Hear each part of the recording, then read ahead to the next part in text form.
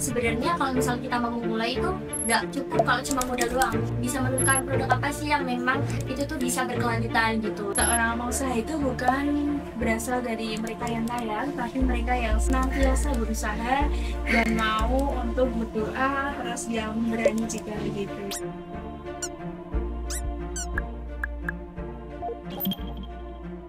Kembali lagi di podcast kedua HMPE. Di sini saya Amalia Ramadhani bersama Ibu Mariska dan Kamelani di podcast Kampus Planner Talks, cerita bisnis anak pendidikan ekonomi.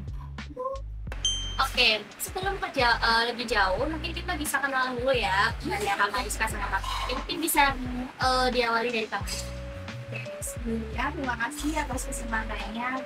Perkenalkan, nama saya Mariska Amalia Azaura, bisa dipanggil Rizka. Jadi saya itu mahasiswa dari pendidikan ekonomi semester 3, jadi angkatan 2024.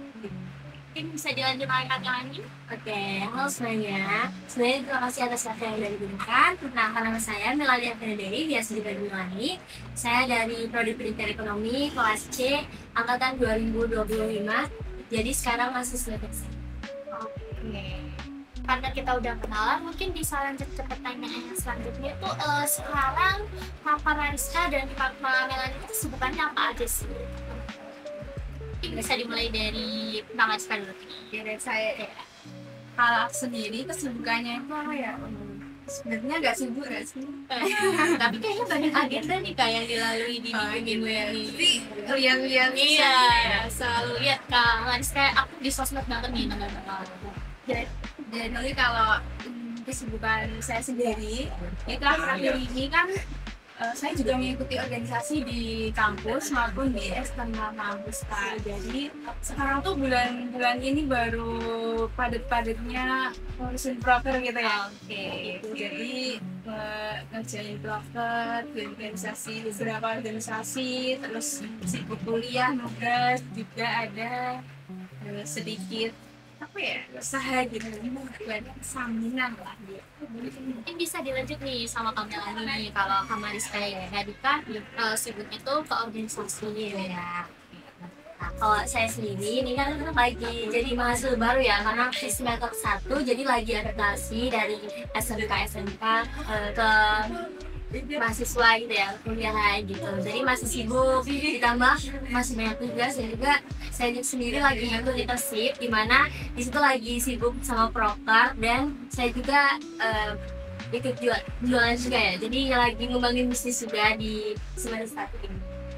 Nah, untuk bisnis sendiri dan usaha nih Kak, kenapa sih aku mengundang Kak Mariska sama Kak Melani di sini? Jadi teman-teman, Kak Mariska sama Kak Melani itu merupakan mahasiswa pendidikan ekonomi yang memiliki usaha gitu ya. Jadi di sela-sela perkuliahannya itu Kak Mariska sama Kak Melani ini juga aktif dalam mengurus usahanya gitu ya. Mungkin bisa diceritain sedikit nih Kak, usaha apa sih yang dijalani sama Kak Melani maupun Kak Mariska? Mungkin bisa diawali dari Kak Melani. Oke, kalau saya sendiri itu lagi ngejalanin bisnis yang bernama atau brand itu namanya Brand Melz. Dimana Brand Melz ini tuh adalah brand yang menjual produk hijab. Jadi bervariasi hijab yang dijual, dan ini tuh fokusnya ke rebranding. Jadi saya mengambil dari reseller dan nanti branding sendiri kemudian dijual. Jadi kalau Kak Melani itu usahanya itu lebih ke hijab ya Kak? Iya. Ini lanjut ke Kak Mariska. Oke, kalau saya sendiri itu sebenarnya usaha yang pertama itu kerajinan dari manik-manik gitu Kak. Jadi ada gelang, terus ada strap-on, ada cincin, kalung, dan boleh kalau mau request apa gitu itu boleh. Itu terus yang kedua ada buket. Buket itu ada buket yang dari kawat bulu itu, terus ada buket bunga satin sama buket-buket yang lainnya gitu. Misal mau request nih, ada yang pacarnya PNI itu, Oke, boleh. bisa pesan buket ke saya yang ada boneka custom gitu sama namanya gitu bisa. Jadi kalau Kak Mariska ini menekankan pada manik-manik dan juga buket ya Kak. Oke. Ya, mungkin udah kenalan sama bisnis dan orangnya dari kakak-kakak kita ini. Mungkin aku bakalan tanya nih Kak, penasaran juga ya. Jadi apa yang memotivasi kalian untuk berbisnis di masa-masa simpan kuliah ini? Mungkin dari Kak Mariska dulu. Oke, jadi motivasi saya sendiri untuk menjalankan bisnis ya. Bisnis itu kan apa ya? Bisnis saya sendiri itu berjalan dari SMK gitu. Jadi udah dari dulu dan itu merupakan kemauan atau niat dari diri aku sendiri dan aku pengen kayak di kuliah ini itu tidak ada waktu yang terbuang gitu. Jadi aku memutuskan sedikit-sedikit menjalankan bisnis aku gitu. Jadi Kak Mariska ini untuk mengisi waktu luang ya Kak, itu mencoba berbisnis gitu. Mungkin dilanjut Kak Melani. Oke, kalau saya sendiri itu memang dari SD itu saya suka jualan Kak, kebetulan. Ya, jadi dulu waktu SMP juga saat corona itu memang saya berjualan banget gitu. Jadi buka online shop, kemudian banyak juga reseller yang ngejualin produk saya. Nah, kebetulan saya juga masuknya ke SMK Jurusan Pemasaran, di mana kan itu sangat Pas banget iya, pas banget dengan wirausaha ya. Jadi disitulah saya muncul benar mau bikin brand. Dimana branding itu emang mulai dari 2024 saat saya sedang di SMK Pemasaran itu. Terus di sela-sela kesibukan kuliah ini tetap mau mengembangkan bisnis ini karena memang itu adalah cita-cita saya menjadi wirausaha gitu. Jadi Kamilan ini emang dari kecil ya, Iya. berjiwa wirausaha banget nih teman-teman. Nah, yang selanjutnya gini Kak, misal ya kita tuh kan sekarang tuh usaha atau UMKM itu sering-seringnya tuh di online. Nah, gimana sih cara Melani sama Kak Mariska itu menentukan strategi promosi yang pas untuk usaha-usaha kalian? Mungkin bisa dari siapa nih? Bebas nih Kak. Dari saya Ya, strategi bisnisnya di pemasarannya gitu ya. Ya, Strategi dari saya sendiri itu mungkin lebih ke branding ya, branding produknya itu kita harus membuat produk yang menarik, terus harus nge-branding di berbagai sosial media, misalnya di TikTok, Instagram, di WhatsApp juga, atau juga membuat suatu apa ya, misal dari packaging atau yang lain sebagainya itu yang dibuat menarik gitu sih. Oke, sebelum dilanjut ke Kak Melani nih, untuk Kak Mariska sendiri kan udah semester 3 ya Kak. Nah, apa sih mungkin ada mata kuliah atau teori-teori kuliah yang bisa diterapkan di bisnis Kak Melani? Kak Mariska ini mah. Kalau Kak Melani kan masih semester 1 ya, jadi lagi masa peralihan juga. Mungkin bisa dijawab dari Kak Mariska. Oke, kalau dari saya tuh kemarin pernah mendapatkan matkul ya, mata kuliah pengantar bisnis sama UMKM gitu kan. Jadi itu bisa untuk apa ya? Iya lah, modal bisnis. Oke, mungkin sekarang dilanjut oleh Kak Melani, pertanyaan sama kayak tadi, strategi pemasaran untuk hijab ya? Iya, hijab. Kalau dari saya sendiri itu memang fokusnya ke online ya Kak. Jadi awalnya itu cuma promosi ke SW, ke WhatsApp, tapi selanjutnya saya mau ke Instagram biar lebih menjangkau banyak audiens juga. Terus saya juga udah masukkan ke Shopee juga, jadi memang penting banget nih Kak kalau misal jualnya itu harus di digitalisasikan. Tuh. Kemudian pertanyaan yang kedua itu terkait dengan matkul ya. Kebetulan di semester 1 ini udah ada matkul kewirausahaan. Udah. Iya, udah ada. Dimana memang di matkul itu tuh udah dibentuk kelompok yang setiap kelompok itu emang harus berjualan. Jadi itu benar-benar membantu bagi mahasiswa yang mungkin pengen mulai usaha melalui matkul itu. Keren banget nih. Nah, mungkin dari strategi promosi itu juga menjangkau banyak pasar ya Kak. Nah, tapi kalau di sela-sela kita kan hari ini kan mendekati UAS atau setelah UTS, gimana cara kakak-kakak ini mengatur waktu? Jadi membagi mengurus bisnis sama berkuliah itu tetap balance. Mungkin bisa dijawab Kamila dulu ya. Oke. Jadi disinilah pentingnya manajemen waktu ya Kak. Karena kan kita sekalipun jadi mahasiswa sekaligus jadi wirausaha itu harus benar-benar membagi waktu. Jadi kalau saya sendiri itu dari pagi itu kan buat kuliah ya, terus sorenya itu dilanjut buat promosi atau bikin konten gitu. Dan kebetulan itu kan di weekend itu kan pasti libur gitu, jadi digunain buat membranding brand hijab nails lagi buat biar lebih dikenal. Oke, jadi Kamelan itu menekankan waktu-waktu luang ya? Iya, libur itu untuk mengurus bisnisnya. Jadi saya bilang Kak Mariska. Oke, kalau aku untuk di waktu aku luang ya, misal di hari biasa itu kan ya dari pagi kuliah terus sampai sore gitu. Nanti biasanya kalau buat produknya itu biasanya malaman gitu atau di weekend. Kalau Mbak Mel ya, kalau Melani itu kan nggak ngebuat produknya rumit ya, tapi kalau aku tuh kadang itu agak rumit itu Belum lagi request-requestnya. iya, belum lagi request misalnya dari manik-manik itu ada gelang yang request kita tahu buket yang request bener-bener habisin waktu banget gitu loh satu produknya, dan itu harus teliti gitu, makanya harus butuh waktu, kadang nggak cukup untuk sambung gitu. Oke, jadi Kak Mariska ini menerapkan open PO ya? Iya. Untuk produk-produk tersebut.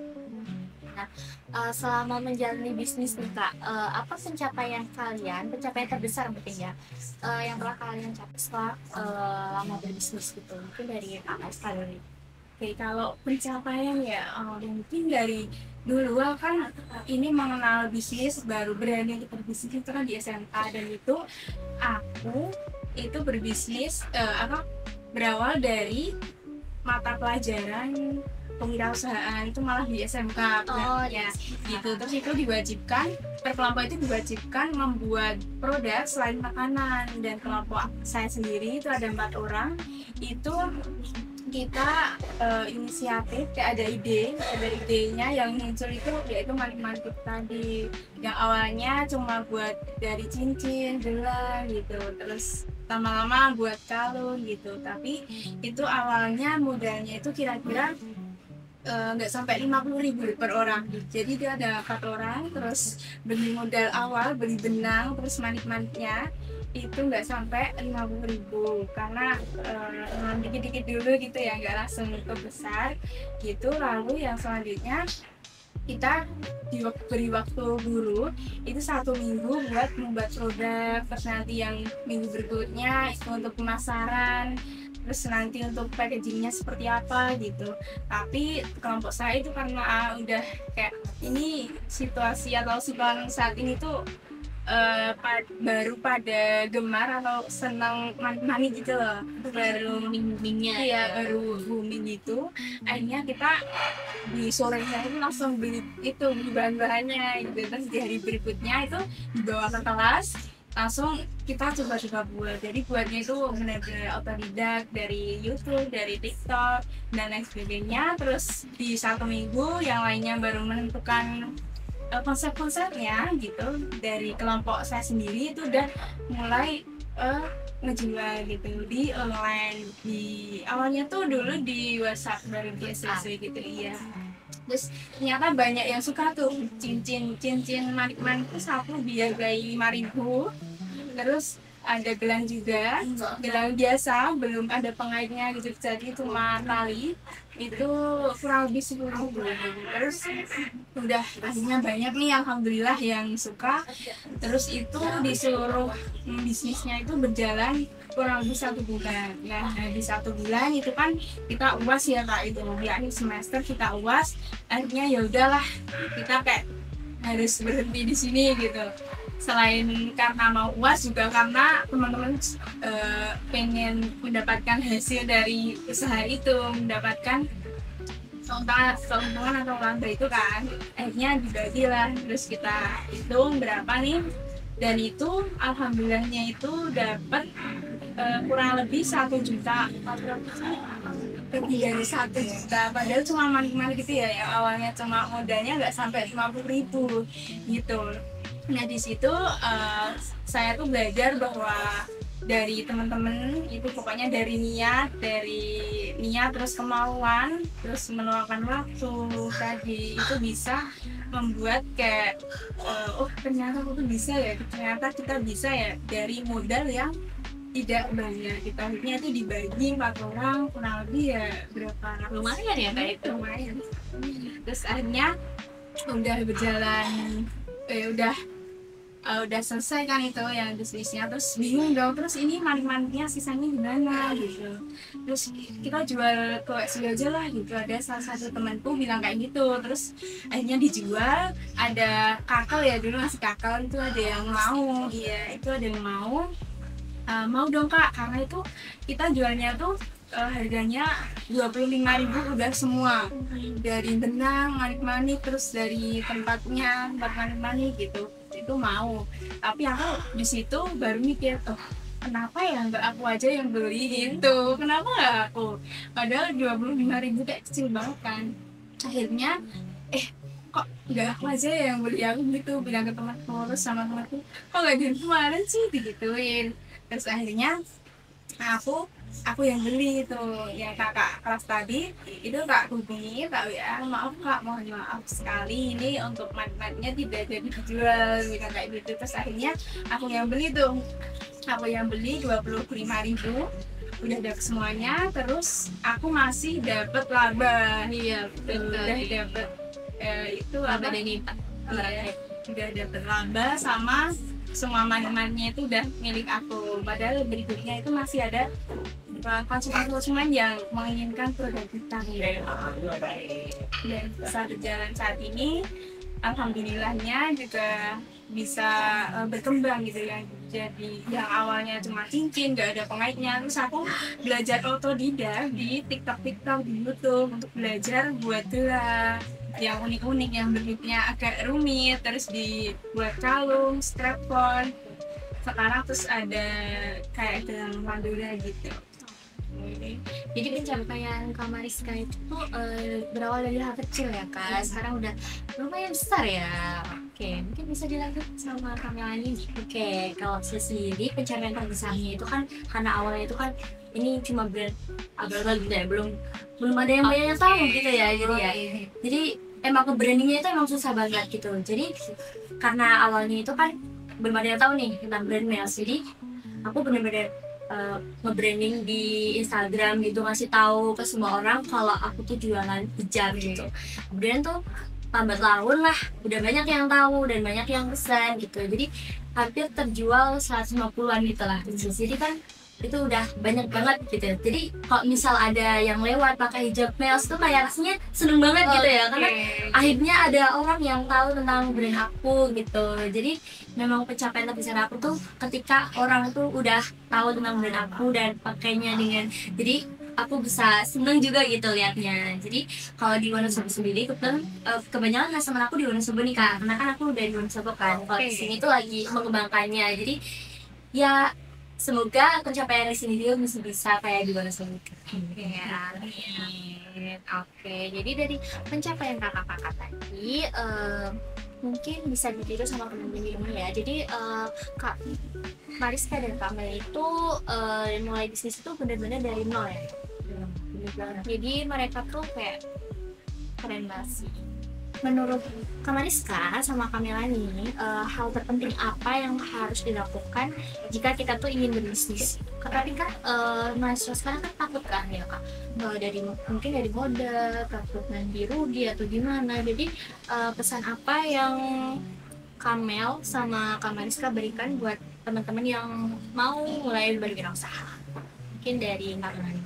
Oke, kalau pesan dari saya sendiri itu yang penting tuh niatnya dulu gitu ya. Karena sebenarnya kalau misal kita mau mulai itu nggak cukup kalau cuma modal doang.